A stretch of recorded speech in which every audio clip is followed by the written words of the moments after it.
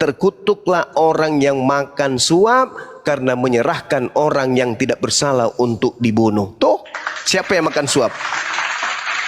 Yudas. Ya Yudas. Jelas itu, Bang. Bagi orang yang berakal. Nah, kita juga bisa lihat di dalam Kisah Para Rasul 25 nomor 19. Apa yang diceritakan? Mereka berselisih paham tentang seseorang yang bernama Yesus. Ada di antara mereka berkata Yesus telah meninggal, mati. Tapi Paulus mengatakan Yesus masih hidup. Berselisih paham. Al-Quran surah An-Nisa ayat 157. Mereka tidak menyalibnya. Mereka hanya berselisih paham tentang siapa yang mereka salibkan. Mereka tidak memiliki keyakinan tentang siapa oknum ini. Itu. Nah, kenapa kemudian Al-Quran salah satu hikmahnya, kenapa enggak menyebutkan nama? Bahwa yang disebut di situ adalah Yudas misalnya. Kenapa enggak disebutkan itu? Ya karena Al-Quran meminta kami belajar. Iqra bismi rabbikal ladzi khalaq. Baca belajari Quran. Nah, kemudian untuk mengetahui bahwa bukan Nabi Isa yang disalibkan, Allah berkata kemudian bertanya, wa iskalallahu ya Isa bin Maryam a anta qulta linnas.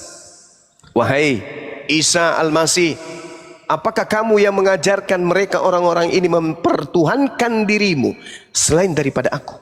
Apa kata Nabi Isa? Qala subhanaka ma yakunu li an aqula ma laysa li bihaqq. Maha suci Engkau ya Allah, aku tidak pernah mengajarkan mereka apa yang bukan hakku untuk aku katakan. Kamu tidak pernah mengajarkan aku untuk mengatakan kepada Bani Israel sembelih aku kan? Iya, aku tidak pernah mengajarkan itu. Ma qultu lahum illa ma amartani bi ani abudullah rabbi wa rabbakum. Aku hanya mengatakan kepada mereka, sembahlah Allah, Tuhanku dan Tuhanmu. Yohanes 12:49. Aku tidak berkata-kata dari diriku sendiri. Apa yang aku katakan adalah apa yang diperintahkan untuk aku katakan dan aku sampaikan. Makanya muncul pertanyaan, apakah Yesus pernah memerintahkan orang-orang untuk menuhankan dirinya, menyembah dirinya, menuhankan dirinya? Pernahkah? Ternyata tidak pernah. Berarti Al-Quran betul. Lalu kenapa Kristen sibuk mempertuhankan Yesus kalau Yesus sendiri tidak pernah meminta dan mengajarkan tentang hal itu? Bukankah Yesus adalah jalan? Bukankah Yesus adalah kebenaran? Bukankah Yesus adalah hidup di mana siapa yang mengikuti jalannya, siapa yang mengikuti kebenarannya, maka dia akan memperoleh hidup yang diberikan oleh Tuhan kepada orang tersebut. Sampai kepada Bapa, syaratnya harus percaya kepada Yesus. Yesus mengajarkan apa tentang dirinya rupanya? Aku utusan Tuhan. Pernah nggak dia mengajarkan, akulah Tuhan itu sendiri? Nggak pernah. Lalu kenapa disembah? Disembah karena ada iblis. Kalau tak ada iblis, orang semua masuk surga. Ada iblis yang menyelewengkan itu. Padahal terang di dalam Bible. Terang sekali dalam Bible. Saya bisa buktikan bahwa yang disalib itu bukan Yesus melalui Bible. Dan yang datang kepada Paulus mengaku-ngaku Yesus itu sungguh bukan Yesus anak Maria. Yang datang mengaku Yesus itu adalah makhluk halus. Makanya di Kristen dalam Yohanes 4 nomor 24, Kristen diajarkan bahwa Tuhan itu adalah roh. Yesus roh enggak? Yesus bukan roh. Bapak pencipta langit dan bumi itu roh enggak? Bukan. Kenapa bisa? Karena roh itu adalah makhluk. Sedangkan pencipta langit dan bumi yang mereka sebut Elohim oleh orang Yahudi bukan makhluk. Dia adalah pencipta makhluk, sang Khalik. Sedangkan roh itu makhluk. Sementara yang Kristen sembah adalah roh. Berarti Kristen menyembah makhluk. Makhluk apa? Makhluk halus. Makanya ajaran Yesus dan ajaran Kristen bertentangan. Tak ada sama-samanya sedikit pun. Ketika Yesus mengatakan aku diutus hanya kepada domba yang sesat, yang hilang dari umat Israel, Kristen jelas.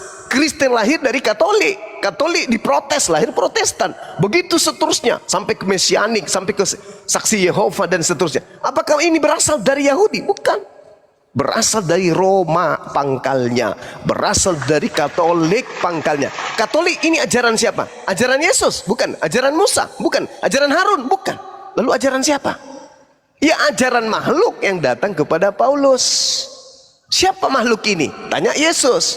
Wahai Yesus, Ya paman, apakah kelak akan datang setelahmu penyesat dengan memakai namamu? Oh betul, tertulis di mana? Tanya wartawan. Wartawan, kau pernah melakukan penyelidikan? Yes. Kau menyelidiki apa? Tentang peristiwa-peristiwa yang terjadi. Tentang siapa? Tentang Yesus. Dalam liputanmu ada enggak Yesus pernah berkata sesuai dengan hasil penyelidikan yang kau lakukan? Berkata apa Bang Suma? Yesus berpesan misalnya, waspadalah kepada penyesat yang datang kepadamu dengan memakai namaku. Lukas berkata, ya ada Bang Suma. Di catatan tulisanku itu kalau nggak salah di Lukas 21 nomor 8, coba kamu buka Bang Suma. Kubukalah di situ. Yesus berkata kepada muridnya Bani Israel, waspadalah kepada penyesat yang datang kepadamu dengan memakai namaku dan berkata, akulah dia. Waktunya sudah dekat, jangan kau percaya. Setelah Yesus terangkat ke langit, ada enggak penyesat yang datang mengaku dengan nama Yesus? Ada. Mana? Pada saat di padang gurun. Akulah Yesus yang kau aniaya. Apakah itu anak Maria? Bukan. Itu bukan anak Maria. Tapi makhluk inilah kemudian yang menggiring hampir separuh isi bumi untuk menuhankan sosok yang mengaku-ngaku bintang timur, Yesus. Makanya Yesus nanti ketika bertemu dengan orang Kristen berdasarkan Bible di Matius 7 nomor 22 sampai 23, Yesus terkaget-kaget. Loh, ini siapa ini? Kok saya dituhankan? Loh, bukankah kamu adalah Tuhan kami? Kami telah bernubuat, bermujizat, mengusir setan pakai namamu loh. Kamu Tuhan kami kan? Kata Yesus apa? Enyahlah daripadaku, aku tidak mengenal kalian. Kalian semua adalah pembuat kejahatan. Apa enggak sakit digituin? Al-Quran menggariskan itu. Wa idza husiran nasu kanu lahum a'da wa kanu bi ibadatihim kafir. Itu Al-Quran mengatakan itu. Pada hari manusia dikumpulkan, dihimpunkan semua, apa yang mereka sembah selain daripada aku akan menjadi musuh mereka, dan pemujaan-pemujaan yang mereka lakukan terhadap yang mereka sembah selain aku akan diingkari. Matius 7 22 23. Betul, Yesus menjadi musuh orang Kristen dan Yesus mengingkari pemujaan-pemujaan yang dilakukan oleh orang Kristen. Ngeri. Tapi mau kayak mana lagi? Summum bukmun umyum fahum la yarji'un. Hati orang-orang ini dibalut oleh kebencian terhadap kebenaran Islam. Padahal Islam datang sebagai rahmat, sebagai jalan. Islam itu datang sebagai jalan. Yahdi bihil lamanit sabaridwanahu subulas salam. Dengan Al-Quran Allah memberi petunjuk kepada manusia yang mengikuti keridaannya kepada jalan apa? Keselamatan. Mau kemana? Kita mau menjadi Kristen. Kristen bukan ajaran Yesus.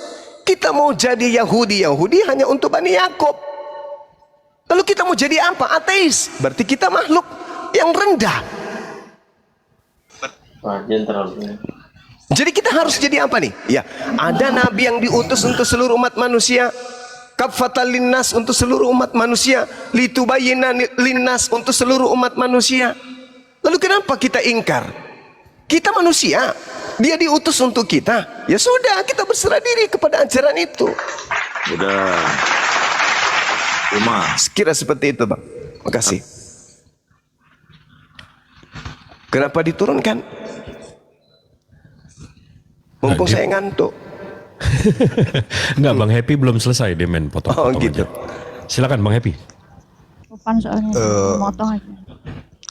Kalau bisa sih jangan berbicara tentang apa sih Yesus apa kekristenan, Bang. Saya sudah meninggalkan agama itu jauh dan saya sudah tidak meyakini itu. Saya ingin satu arah di Islam aja ya. Baik. Nabi Muhammad itu kan diceritakan bahwa beliau tidak bisa membaca dan menulis, Bang. Betul? Siap. Iya.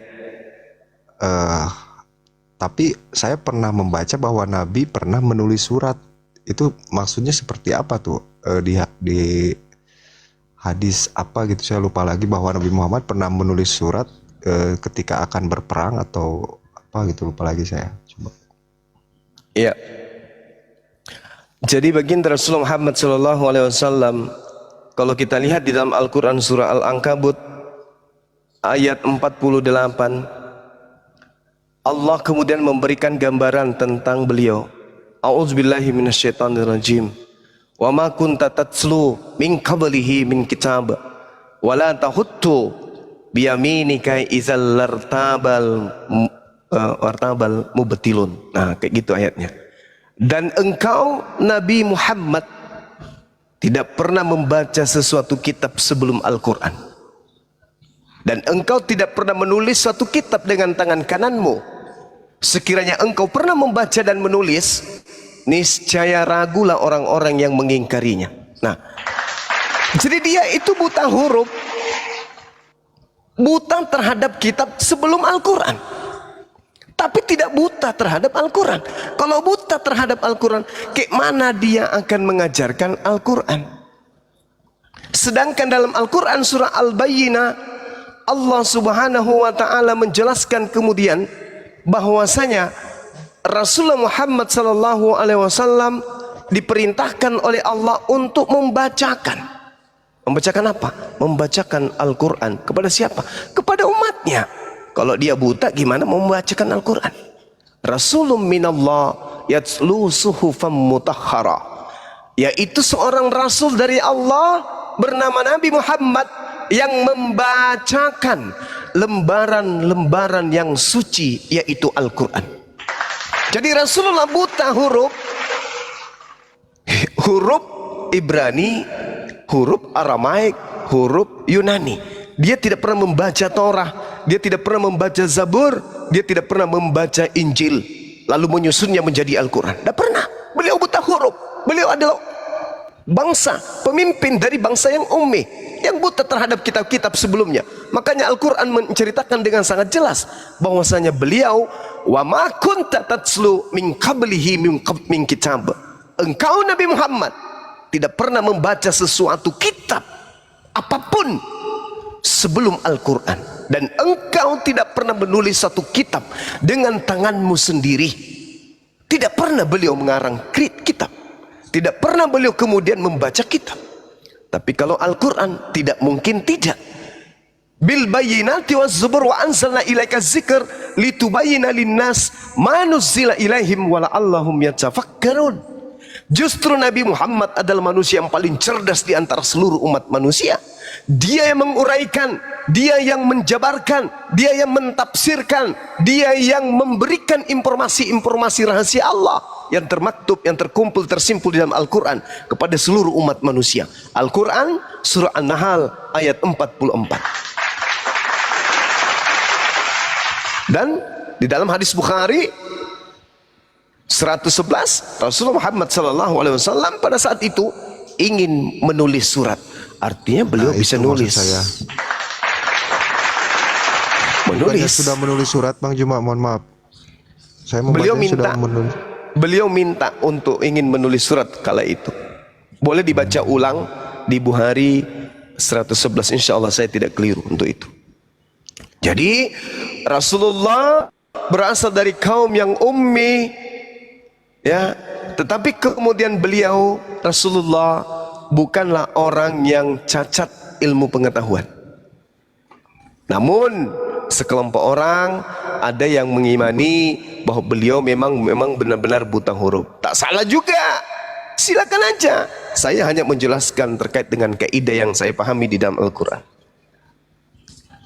Karena Rasulullah diceritakan dalam Al-Quran surah Al-Bayyinah ayat kedua, Rasulun minallah yatslu suhufam mutahhara.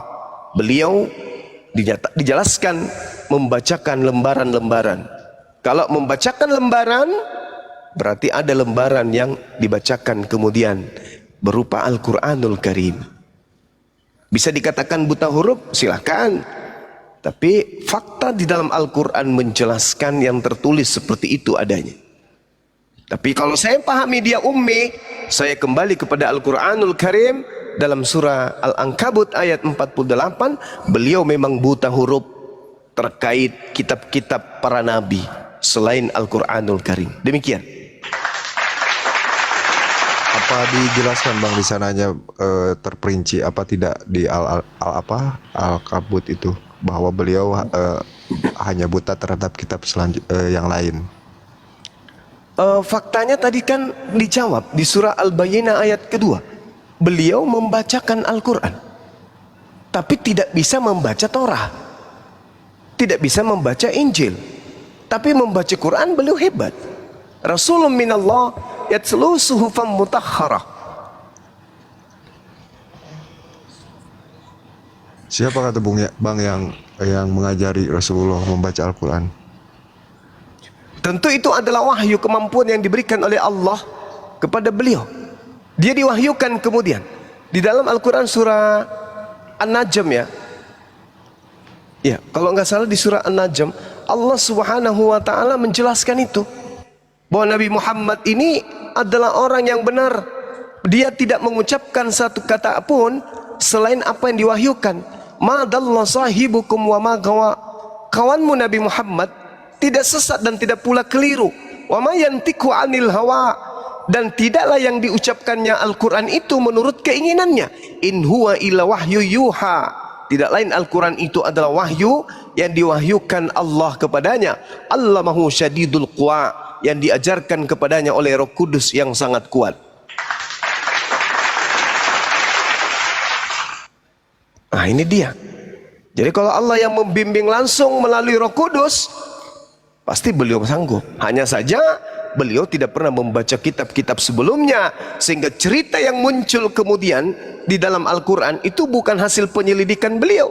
Dan memang Al-Quran mengatakan fiha kutubun qayyimah. Di dalam Al-Quran, di dalam lembaran-lembaran yang suci Al-Quran terdapat kemudian isi kitab-kitab yang lurus, yang benar.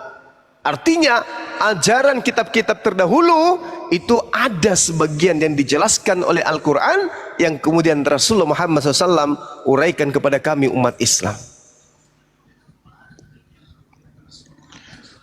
Tapi saya pernah sedikit membaca bahwa malaikat Jibril memberi pengajaran kepada Nabi Muhammad. Apa benar, Bang? Ya, itulah tadi yang saya bacakan ayatnya. Dalam surah An-Najm, malaikat Jibril yang mengajarkan. Allamahu syadidul quwa, yang diajarkan kepadanya oleh Roh Kudus Jibril yang sangat kuat. An-Najm ayat berapa, Bang? An-Najm ayat berapa itu ya?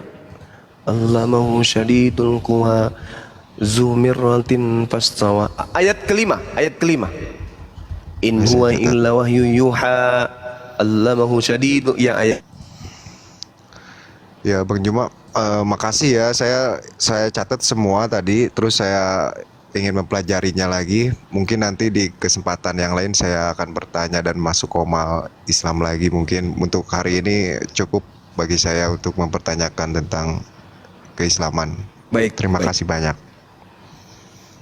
Sama-sama Bang Happy. Ya, pompa terus semangatnya untuk belajar. Nanti kalau temui guru-guru saya, tanya aja tentang Quran. Tanya aja tentang Islam. Siap. Ya, makasih ya. Terima kasih ya untuk semuanya ya. Selamat malam. Malam. Lihat sekarang, lihat kenapa Yahudi tidak beragama Kristen, kenapa Yerusalem tidak berubah menjadi agama Kristen, kenapa justru dipatikan pusatnya, kenapa?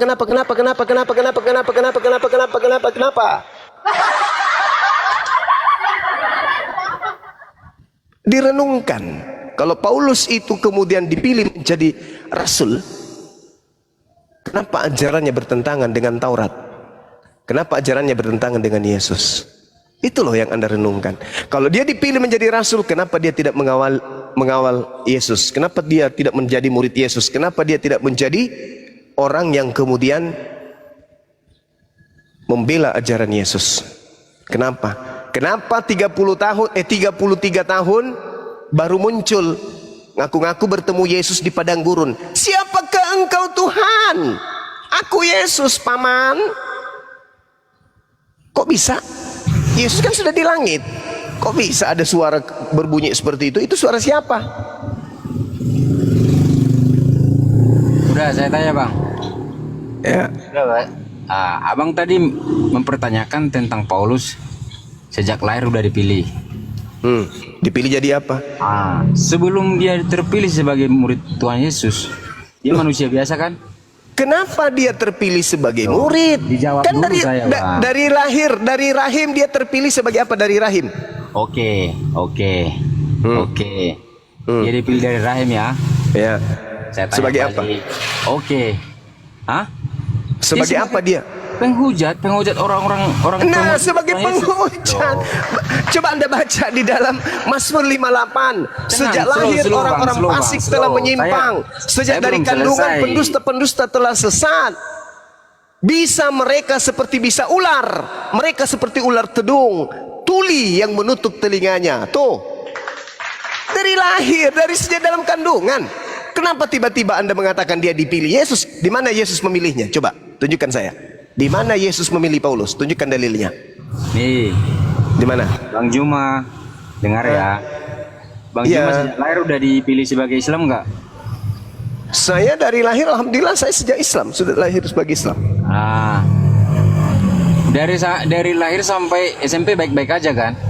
Sampai Yes, baik-baik aja. Sampai Sampai sekarang aku baik-baik sekolah aja. agama apologet Islam baik-baik aja kan?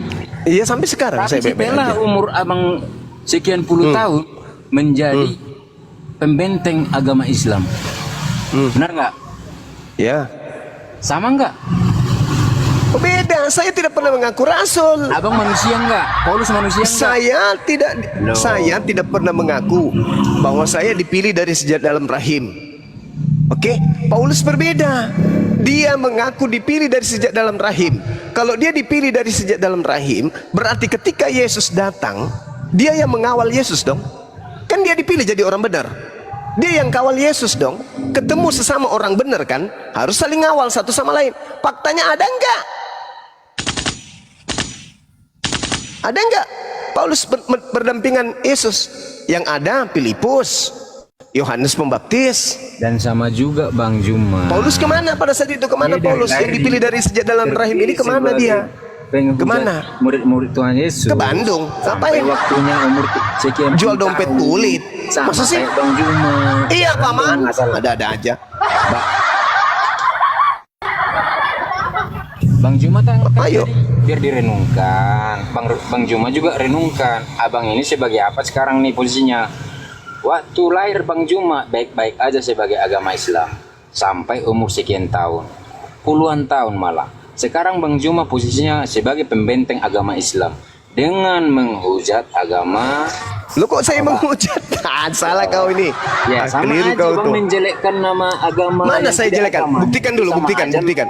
Apa itu Buktikan namanya? ke saya kalau saya menjelekkan agama Kristen. Buktikan. Abang kan bilang renungkan. Iya enggak. Tadi Anda Saya mengatakan juga saya bilang menjelekkan sama Bang agama Juma, Kristen. Tunjukkan. Renungkan Bang. Setiap perkataan Bang Juma itu supaya renungkan dulu. Di mana Benarkah? saya menjelekkan agama Kalau Kristen? bawakan ke diri saya sendiri sekarang. Di mana saya menjelekkan agama Kristen? Tunjukkan buktinya. Di mana saya menjelekkan?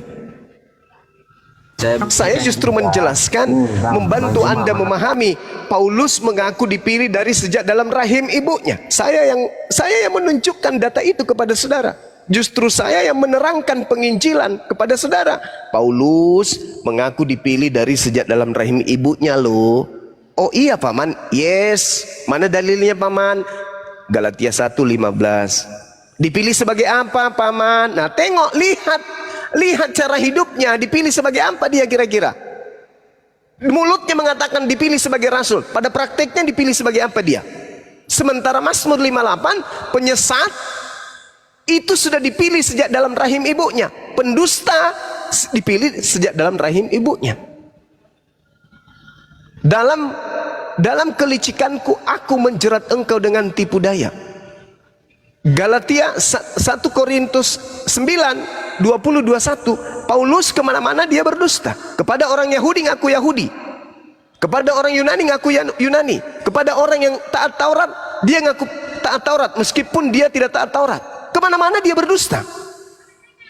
Berarti dia dipilih dari sejak dalam rahim ibunya sebagai pendusta. Dia mengaku bertemu dengan Yesus di padang gurun, mengaku bertemu Yesus dalam bilik penjara. Berarti dia ini apa? Pendusta. Karena Yesus datang nanti di akhir zaman ditandai dengan cahaya yang terlontar dari timur sampai ke barat. Berarti dia ini dipilih sebagai pendusta. Pengikutnya adalah korban dusta semuanya. Saya tidak menghujat, saya tidak menghina. Itu fakta real di dalam Bible Anda. Pernah enggak Yesus berbicara tentang Paulus? Pernah enggak? Pernah tidak Yesus berbicara tentang Paulus? Segala firman yang engkau berikan kepadaku telah aku sampaikan kepada mereka. Segala firman tersebut, ada enggak salah satu ayat yang membahas tentang Paulus dari Yesus? Paulus menjadi materi dari penginjilan Yesus, ada? Padahal Paulus nantinya akan mencatat 13 buku untuk menjadikan orang menjadi pengikutnya, menjadi Kristen. Harusnya Yesus menghabiskan waktu untuk membahas tentang kerasulan Paulus, karena setelahnya akan muncul utusannya bernama Paulus yang akan mendirikan sebuah sekte bernama Nasorios, mengajarkan 13 kitab. Ada enggak Yesus menyebut satu kali pun? Tidak ada. Gila. Lalu dia siapa?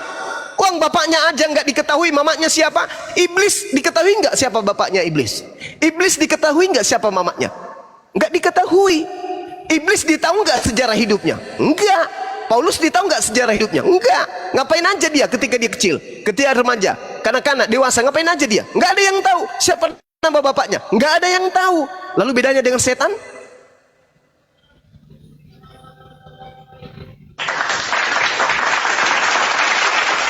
Saya tidak menghujat, saya hanya memberikan kemudian materi-materi penginjilan. Bukankah diberitakanlah Injil? Nah, ini saya sudah memberitakan Injil.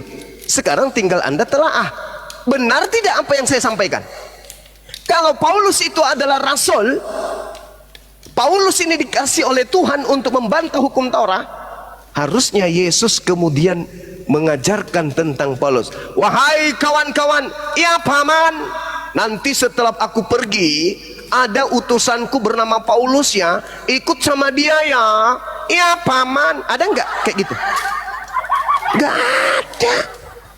Yang dipanggil untuk melanjutkan tongkat estafet siapa? Petrus, Kepas.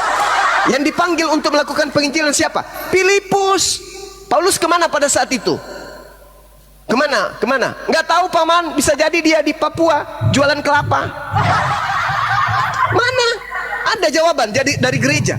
Nggak ada. Gimana dong? Makanya saya bilang Bang Juma, iya. Di awal udah saya bentengin kan dengan perkataan saya seperti ini loh Bang Juma. Kalau berdebat pun sampai tahun berapa juga saya dengan Bang Juma nggak bakal bisa menang saya. Karena apa? Bang Juma akan berusaha mengkasih dengan materi-materi yang sesuai dengan Alkitab. Benar nggak? Jadi maka saya bilang Bang Juma. Jadi sekarang Anda ingin tetap menjadi pengikut Paulus? Saya pengikut Tuhan Yesus lah. Lah, kalau Anda pengikut Tuhan Yesus, kalau Anda mengatakan Anda itu pengikut Tuhan Yesus itu Kristen atau bukan?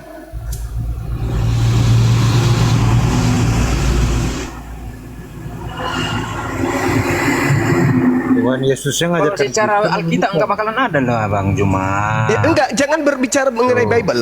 Berbicara mengenai Yesus. Yesus ini aliran kepercayaannya, dia termasuk Yudaism atau termasuk Kristen? Itu tergantung pengimanan seseorang itu Bang Juma. Nah, itu kan di sini kacaunya, di sini. Karena Anda gitu tidak loh, Bang menggunakan Juma. akal Anda, Bang. Di awal juga tadi kan udah saya pertanyakan Bang Juma seperti itu, tapi Bang Juma nggak jawab. Apanya yang Di Anda awal tanya juga kepada tadi udah saya? ada yang nanya. Apa? Sama itu Bang Juma. Loh, saya tidak menjawab Ada, Pak. apa. Nih maaf ya, ada nggak Nabi Muhammad bilang saya Islam? Islam itu aturan main. Sama Bang Juma. Nah, apa? Jadi Apa jangan- aturan mainnya Yesus? jangan kasih Apa aturan mainnya pertanyaannya Yesus? seperti itu. Aturan Yang nggak mainnya logika. Yesus Yudaism atau Kristen? Ayo. Ayo. Muhammad juga ditentukan nggak Islam Bang Juma? Saya tanya. Kutanya dulu. Yesus ini aturan mainnya Yahudi atau Kristen? Mengikuti Tuh keyahudian. pertanyaan saya nggak Bang Juma Yahudi. jawab dong. Itu Yahudi. Terus Maka pengikutnya pengikutnya Yesus kan Kristus. Iya. Orang-orangnya Kristen. di bibir kau yang bonek. Aduh, pertanyaan saya ayat 13 itu siapa? Harusnya Sorry. Gigiku Sharing nyangkut dong, di Bang tali Juma. jemuran. Sharing Aduh, dong. inilah risiko Sharing kalau dong. bodeng. Sharing Gimana dong. dong? Coba kau Gimana terangkan dong? dulu Juma. Gimana Muhammad dong? ditentukan nggak dari Habib adanya Muhammad? Al-Nasir itu siapa? Dari ditentukan nggak? Gimana dong? Orang yang Saya pertama. tanya. Ayo. Bos, kau kalau nggak bisa tertib, kuturunkan kau. Dari tadi Loh. si Ridwan itu Alah, juga ada diam apa lu, loh? kau tengah. Aduh sakit bang, gigiku nyangkut di tiang jemuran. Resiko bodeng kayak gininya. Gitu loh Bang Juma. Apanya yang begitu Jadi kalau saudara? abang mempertanyakan Yesus, Anda itu, mengatakan Anda kalau pengikut dari Yesus. Yahudi, Bang. Yesus Kalau kita ini mengikuti dari Yudaism atau Yesus ini Kristiani. Itu aja dulu. Kalau mengikuti tentang Yesus dari Yahudi, Bang, dibawa ke Indonesia, siapa yang mau jadi ikut Kristen? Ya ikut Tuhan Yesus. Siapa yang ikut Nabi Muhammad? Ya ikut dari Islam. Yesusnya sendiri Kristen atau Yahudi? Loh, Bang, maka saya bilang Bang Juma di awal, maaf ya Bang Juma ya. Udah saya bilang, maka saya bentengin diri saya dari awal. Mau debat juga saya nggak bakalan bisa menang karena apa? Abang Juma itu akan kasih statement-statement yang lain seperti ini contohnya. Yesus Kristus Kristen enggak? 1 Yohanes 2, 1 Yohanes 2 nomor 6. Barang siapa yang mengaku pengikut Yesus, maka dia harus hidup sebagaimana, maka dia wajib hidup sebagaimana Yesus hidup. Yesus hidupnya sebagai Yudaism atau sebagai Kristen?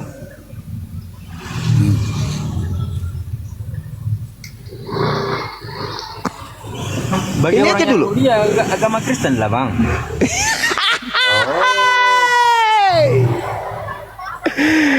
Alamak. Kitab Anda sendiri yang mengatakan barang siapa yang mengaku pengikut Yesus, wajib dia hidup sebagaimana Yesus hidup. 1 Yohanes 2 nomor 6. Pertanyaan saya, Yesus hidup sebagai Yudaism atau sebagai Kristiani?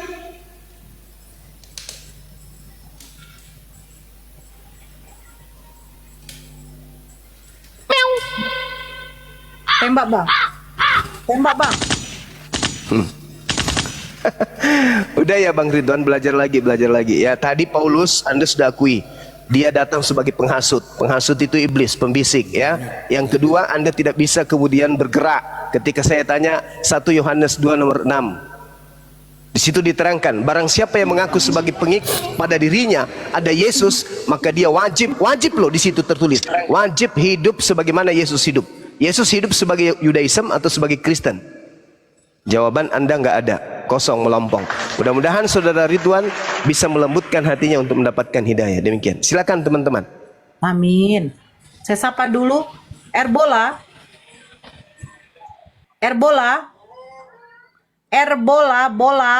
Bola yang paling bawah, bola. Astagfirullah. Bang Syawal, saya turunkan ya. Bola plastik. Bang Syawal. Allah.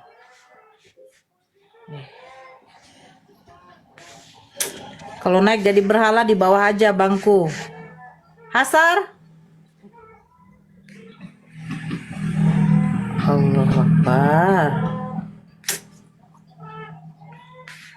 Ini lagi yang naik. Biarkan bos tua coba dia bisa berubah nggak tampilannya, mau diskusi bisa, mampu nggak diskusi, kalau nggak mampu campakkan lagi Diskusi yuk. Coba terangkan dulu Juma. Diam Habib dulu. Al-Nazar Kalau itu kau tidak siapa? tahu adat, kuturunkan kau. Alah kau sok tahu adat kau. Iyalah, muncung kau aja nggak tahu, nggak pandai kau bertutur kau. Loh, Masuk tadi kau saya bertanya, emang sopan santun itu kayak mana? Kau pun juga di pinggir jalan lagi ngamen. Assalamualaikum warahmatullahi wabarakatuh. Waalaikumsalam warahmatullahi wabarakatuh. Izin Bunda, cuma mau menyampaikan sebuah amanah dari buat Dinda Suma. Ada pesan dari abangku Pak Herman H3, amanah menyampaikan. Sudah lama beliau sering mampir ke tempat saya, sama-sama Dinda Suma, kita sama-sama di Makassar. katanya penyampaian beliau, mohon maaf, handphone beliau itu mengalami kerusakan. Beliau yang sering berceramah dari gereja ke gereja sehingga cuma beliau terhambat gara-gara terjadi pemboman yang di Jalan Kajola Lido, gereja Kajola Lido. Cuma itu saja amanah, karena amanah saya menyempatkan diri untuk naik menyampaikan kepada Dinda Suma karena mengetahui bahwa alhamdulillah saya lebih tua, jadi saya memanggil Dinda. Mohon maaf, lebih dan kurangnya mohon dimaafkan. Wassalamualaikum warahmatullahi wabarakatuh. Bunda, saya pamit turun Bunda. Waalaikumsalam warahmatullahi wabarakatuh. Salam balik ya Bang sama beliau. Gereja yang ada di Jalan Kajola Lido itu jaraknya dari tempat duduk saya itu tidak sampai 200 meter. Pada saat kejadian saya lagi dalam ruangan. Saya lagi kerja waktu itu. Ya Allah. Maksudnya ngebom bang, dibom, Iya, ngebom. hancur gerejanya. Di depannya lumayan, main hancur. Meninggal juga pelakunya kan? Iya. Tapi tidak diketahui siapa pelakunya.